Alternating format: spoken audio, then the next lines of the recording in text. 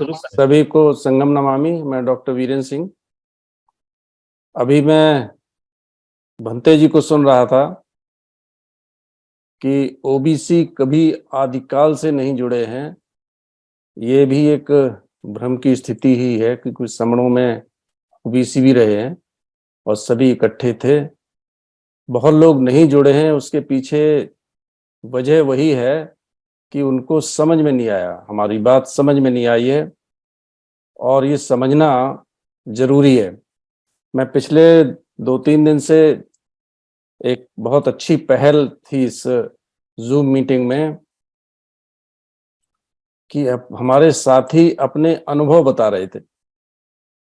कुछ एक ने तो यहाँ कहा कि मैं तो पहले जुड़ना ही नहीं चाह रहा था, मैं तो इच्छुक ही नहीं था या थी, लेकिन एक बार सुना, 2 बार सुना तो मन परिवर्तित हुआ और वो समर संघ से जुड़ गए। हम लोग शुरू में कुछ हिचकिचाहट रही होगी, बहुत लोगों को रही होगी, लेकिन अब हम लोग संघ से जुड़े हुए हैं और बहुत अच्छी तरीके से जुड़े हुए हैं। यहाँ मैं भिक्खु संघ से भी अनुरोध यही करूँगा कि वो भिक्खु संघ डेफिनेटली अलग है और महत्वपूर्ण है, लेकिन समर संघ का ही हिस्सा है वास्तव में, तो वो लोग भी जुड़ें तो ज़्यादा अच्छा रहेगा। ये जो परिवर्तन है, ये जो सोच है हमारी कैसे बदलती है, जब तक हम जानेंगे नहीं तब तक समझेंगे नहीं। मैं बात शुरू कर रहा हूं भगवान बुद्ध के 4 आर्य सत्य से। मैं उनके विस्तृत जानकारी में नहीं जा रहा हूं। 4 आर्य सत्यों में दुख, कारण और कारण का निवारण और निरोध के उपाय, चौथा जो कि अष्टांगिक मार्ग है। अष्टांगिक मार्ग में 8 अंग हैं, जिनमें सबसे पहला सम्यक दृष्टि, सम्मा दिट्ठी कहते हैं, या परफेक्ट विजन। ये परफेक्ट विजन होता है, ये बहुत सारा अनुभव से प्राप्त होता है, कुछ सुन के प्राप्त होता है, देख के प्राप्त होता है, और ये वास्तव में एक दर्शन अंग है। भगवान बुद्ध का ये दर्शन अंग है, जिसको फिलॉसफी या कहिए कि जब तक भगवान बुद्ध का मानना तक जब तक हम आर्य सत्यों को नहीं जानेंगे तब तक आगे नहीं बढ़ सकते हैं। जो पहला उन्होंने सम्मा दिट्ठी को इसीलिए रखा कि बगैर इसके कुछ नहीं है, क्योंकि उसके आगे के जो हैं 7 दर्शन या 7 अंग, जिसका अगला सम्मा संकल्प के नाम से जानते हैं, पाली में सम्मा संकप्पा कहते हैं, और इसको हम परफेक्ट इमोशंस कहते हैं, क्योंकि बुद्धि और इमोशंस, इन्हीं से परिवर्तन होता है। इसको हम टर्निंग पॉइंट भी कह सकते हैं। ऐसा नहीं है कि कोई अमुक श्रमण में अमुक अंग, अमुक पार्ट चेंज नहीं हो सकता है और होगा। टर्निंग पॉइंट, मैं एक एग्जाम्पल दूं कि स्विट्जरलैंड का एक व्यक्ति जो डायनामाइट बनाता था, और वो एक सुबह अखबार पढ़ रहा था चाय के साथ, तो उसने पढ़ा अखबार में कि डायनामाइट किंग डाइड। तो वो भौचक्का रह गया कि मैं तो जीवित बैठा हूं यहां पर, और डायनामाइट किंग डाइड ये कहां से खबर आई, कैसे आई। तो उसके मन में स्ट्राइक किया कि क्या मेरे बाद मुझे लोग इसी तरीके से याद करेंगे। और वो उस इंफॉर्मेशन से, उस चेंज से, टर्निंग पॉइंट जिसको मैंने कहा ना, उसके मन में आया कि आज से मैं इस रास्ते को बदल दूंगा। और उसने अपनी सारी प्रॉपर्टी ट्रस्ट के रूप में इकट्ठी कर ली, ट्रस्ट बनाया, और वो व्यक्ति पीस के लिए काम करता है, कर रहा था, जिसको आप सभी लोग एल्फ्रेड नोबेल के नाम से जानते हैं। नोबेल प्राइज जो पूरी दुनिया में जाना जाता है, पीस के लिए जाना जाता है, वो व्यक्ति नोबेल एल्फ्रेड नोबेल था। तो ये जो पॉइंट है, टर्निंग पॉइंट है, वो यही है। जैसे हमारे बीच में इतने लोग आते हैं, धीरे धीरे करके जुड़ रहे हैं, और जब तक जुड़ेंगे नहीं तब तक समझेंगे नहीं। हमारे गोल्डन नियम जब देखेंगे, समझेंगे, पढ़ेंगे, यूट्यूब पर और विभिन्न चैनलों से हम लोग बात करते हैं, जैसे जैसे गोल्डन नियम को लोग समझ रहे हैं, वो चेंज हो रहे हैं और हमारे साथ जुड़ रहे हैं। और जो पूरी तरीके से समझता जाएगा, वो चेंज होता जाएगा, परिपक्व होता जाएगा। और हमारे बीच में जब तक परिपक्व होके नहीं निकलेगा कोई, जब तक वो परिपक्व नहीं होगा, जब तक गोल्डन नियम को नहीं मानेगा, तब तक सुनेगा, चला जाएगा। लेकिन जो परिपक्व हो जाएगा, मैच्योर हो जाएगा, इस फील्ड में ज्ञान प्राप्त कर लेगा। मैं ज्ञान प्राप्त करने की बात कर रहा हूं, मैं नॉलेज की बात कर रहा हूं। जो इंफॉर्मेशन के बगैर नहीं कुछ होता है, जो इन्फॉर्म होता जाएगा वही संगी होगा, वो समर होगा और समर संगी होगा। उसमें विभिन्न, हम यहाँ पर एक नई चीज को नहीं मैं आने देना चाहता हूँ। इस पर बहुत बहस हो चुकी है कि 6,743 जातियां हैं SC ST OBC में, हम इनमें भेद नहीं करते हैं। ये सभी इंफॉर्मेशन हमको देनी है और इन्फॉर्म होंगे। जैसे जैसे इन्फॉर्म होते जाएंगे, हमारे बीच में ये बहुत तेजी से कार्य करेंगे। कबीर साहब कहते थे, साधु होना चाहिए पक्का होके खेल। साधु होने की बात करते थे, ना कि साधु बनने की। हम संगी बनने की बात नहीं कर रहे हैं, हम संगी होने की बात कर रहे हैं। साधु होना चाहिए पक्का होके खेल, कच्ची सरसों पेर के खरी भयाना तेल। तो कच्ची सरसों पेर के, नहीं, हमारे जो मेच्योर लोग हैं, वो अगर आएंगे और समझेंगे नहीं, एक दिन आएंगे, 2 दिन आएंगे, तब तक उनको ये सब उसके विषय में पूरी जानकारी नहीं हो पाएगी।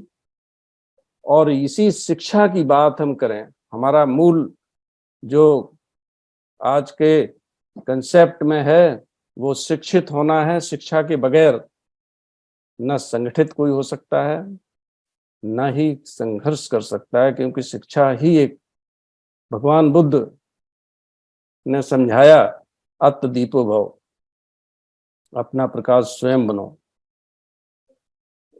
संत रविदास कहते थे कि पूजय शूद्र गुण ज्ञान प्रवीणा। देखिए, उस समय जो ज्ञानवान है, जो पूजनीय, उसको बताया कि जो शिक्षित है, जो गुणवान है। हमारे फुले साहब कहते थे कि शिक्षा बिन गति गैली।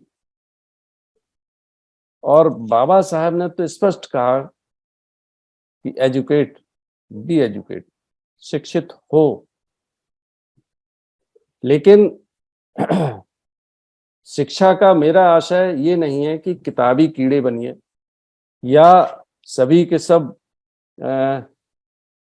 डिफरेंट डिग्री लेके निकल रहे हैं, डिफरेंट किताबें पढ़ पढ़ के हो रहे हैं। तो उस समय ऐसा नहीं था। जो यहाँ शिक्षा का आशय है कि ज्ञानवान। कबीर साहब कहते थे, तू कहे कागज की लेखी, मैं कहता आंखन देखी। तो हमारे बीच में हमारे महापुरुष हुए जो प्रकांड, जिनको आज के वक्त में प्रकांड कहें, ये नहीं थे, लेकिन वो शिक्षित थे, इन्फॉर्म्ड थे, और वो तभी जुड़ पाए और जोड़ पाए और संघर्ष कर पाए। देखिए, हमारे समणों में मेडिवल पीरियड में, मुस्लिम पीरियड में कभी भी शिक्षा के प्रति कभी भी न तो कुछ कार्य किया गया, न समणों को शिक्षा देने के लिए किसी तरीके का भी कार्य किया गया। लेकिन अंग्रेजी हुकूमत में मिशनरीज ने काम शुरू किया और बहुत सारे शिक्षण संस्थान बनाने की कोशिश की, और एक बहुत ही चमत्कारी काम कहिए, एक बहुत ही महत्वपूर्ण काम अंग्रेजी हुकूमत ने किया था। वो किया था कि उन्होंने मिलिट्री सर्विस में, उनके मिलिट्री में सैनिकों के लिए शिक्षा अनिवार्य कर दी थी। परिणाम स्वरूप रिजल्ट आई, बाबा साहब के पिताजी सूबेदार थे, सैनिक, और ये एक संयोग ही नहीं हो सकता है कि बाबू जगजीवन राम,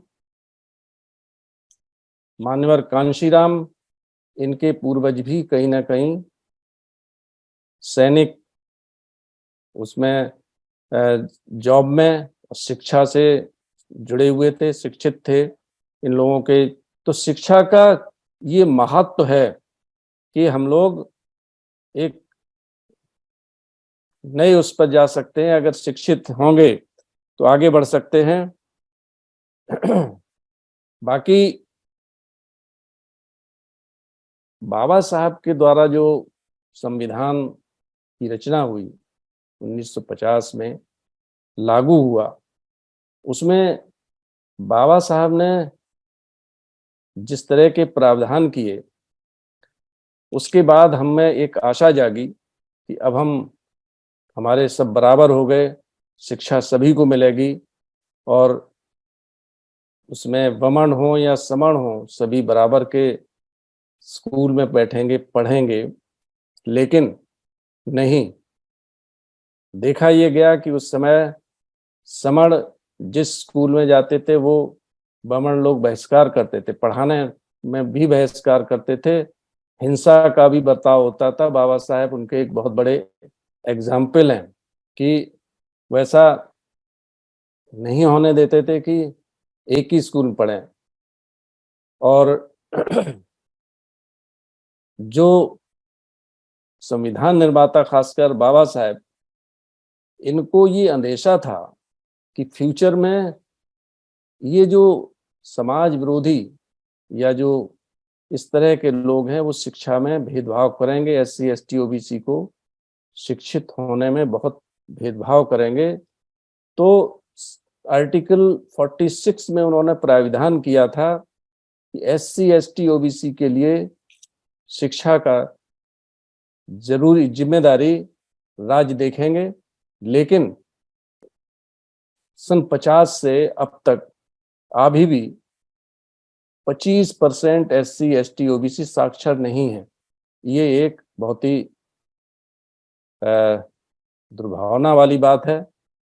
हमको जब तक इकट्ठे नहीं होंगे, ये चलता रहेगा कि इतने समय में, और आप देख रहे हैं कि जो हमारी शिक्षा व्यवस्था है वो भी बड़ी अजीबोगरीब है। आज भी साइंस के युग में भी एक तरफ भूगोल कहता है कि गंगा गंगोत्री से निकली, लेकिन हमारे ग्रंथ, धार्मिक ग्रंथ जो बच्चों को पढ़ाए जा रहे हैं, वो कह रहे हैं कि गंगा स्वर्ग से निकली और भागीरथ के बालों में उलझ के, शंकर जी के बालों में उलझ के नीचे आ गई। साइंस कहती है कि धरती चंद्रमा इनके मूवमेंट से, सूर्य के मूवमेंट से ग्रहण होता है। हमारे ग्रंथ कह रहे हैं कि राहु केतु निगल जाते हैं। तो ये जो भेदभावपूर्ण और इस तरीके के कि धरती टिकी हुई है सींग पर या सांप के फन पर वगैरह वगैरह, तो ये जो गैर जरूरी चीजें हैं वो चल रही हैं साथ में। एक अच्छा कल मैं पढ़ रहा था कि अभी एक रिट दायर की गई जिसमें कहा है कि अ, संविधान मनुस्मृति से चलेगा, देश मनुस्मृति से चलेगा या संविधान से। डेफिनेटली संविधान से चलेगा, लेकिन ये सब होते हम लोग देख रहे हैं, कर कुछ नहीं कर सकते हैं और कर नहीं पा रहे हैं क्योंकि हम लोग अभी भी इकट्ठे नहीं हैं। और ये इकट्ठे हम तभी होंगे जब हम जानेंगे, समझेंगे। हम शिक्षा के विषय में इसीलिए कहा, भगवान बुद्ध से लेकर अभी तक भगवान बुद्ध ने सबसे पहला पॉइंट ही विजन का दिया, सम्मादृष्टि का दिया कि अपना ज्ञान बढ़ाइए। सभी हमारे महापुरुष शिक्षा के लिए ही कहते रहे। जब तक हम शिक्षित नहीं होंगे तब तक बात बनेगी नहीं। शिक्षित नहीं होंगे हम संघ की अवधारणा को नहीं समझ पाएंगे, हम कंसेप्ट को नहीं समझ पाएंगे। जब तक दिमाग में बहुत सारी चीजें ऐसी भरी हुई हैं तो हम सिर्फ सुनेंगे और उस पर कोई फर्क नहीं पड़ेगा। ये शिक्षा का जो उद्देश्य है, महत्व है, तो वो ये है कि हमारे समण संघ के जो नए नए कानून हैं जो एंशिएंट पीरियड से चल रहे हैं, उनको बहुत ही परिष्कृत तरीके से हम लोग पेश कर रहे हैं, उनको समझा रहे हैं। बैठिए, सवाल करिए, समझ में ना आए फिर पूछिए। भगवान बुद्ध भी कहते कि आओ देखो तब आगे बढ़ो। तो ये जो समर संगी सभी जो हमारे बीच में हैं वो ज्यादातर संघ को पूरी तरह समझ चुके हैं। जो नहीं समझे हैं वो समझ रहे हैं। रोज गोल्डन नियम बताए जाते हैं। ये उसी तरीके से आर्य सत्य हैं जैसे भगवान बुद्ध के 4 आर्य सत्य थे। आर मीन्स रेस नहीं है, आर मीन्स यूनिवर्सल ट्रुथ का मतलब होता है कि न इनमें, यूनिवर्सल का मतलब ही है, आर्य सत्य का भगवान का मतलब ही यही था कि न इनमें कोई घटाया जा सकता है ना बढ़ाया जा सकता, क्योंकि ये अपने आप में परिपूर्ण है। और इसी तरीके से समण संघ में जो गोल्डन नियम बहुत ही सोच समझ के हाउस में पास हुए कि इनमें परिवर्तन की कोई गुंजाइश है ही नहीं, क्योंकि ये अपने आप में परिपूर्ण है, इसमें कोई गलती निकाल ही सकता। फिर भी हमारे जो वरिष्ठ साथी हैं और विद्वान हैं वो ओपन मीटिंग में चैलेंज करते हैं। 25 दिसंबर को भी चैलेंज किया कि आप लोग आइए, आप अपनी बात कहिए और हमको बताइए, हमको उसमें जितनी भी सवाल करने हो करिए, हम जवाब देंगे। आप या तो बात हमको अपनी समझा दीजिए या हम आपको समझा दें। तो इसमें अभी अन्य लोगों को भी बोलना है। मेरा सबसे महत्वपूर्ण सुझाव, अपील यही है कि ज़्यादा से ज़्यादा लोगों को जोड़िए। आपके पास मौका है, समय है अभी, जोड़िए, संघ की अवधारणा को पूरी तरीके से समझिए। हमारे महापुरुषों की जैसे हम शिक्षा की बात करें, ये भी एक विचारणीय चीज है कि मैं पढ़ रहा था कि अभी पिछले एक साल में 1134 एनसीईआरटी में परिवर्तन किए गए इतिहास में। किसके किसकी देखरेख में किया गया, किसकी कमेटी में किया गया पता नहीं, लेकिन किए गए। ये क्यों किए जा रहे हैं? दूसरा हमारे जो एक विसंगति है शिक्षा में कि हमारे महापुरुषों के नाम, हमारे महापुरुषों की जीवनी और महापुरुषों के द्वारा किए गए आंदोलन, इनका या तो एक लाइन में कहीं लिखा है या नहीं लिखा है। तो ये बहुत सारी चीजें ये तभी संभव हैं जब हम लोग इकट्ठे होंगे, संख्या बल हमारा होगा, जैसा कि संविधान कहता है बगैर संख्या बल के संभव नहीं है। हमारे बहुत सारे साथियों के बहुत सारे सवाल होते हैं कि जुड़ के क्या करेंगे, इसके जवाब मिल दिए जाते हैं।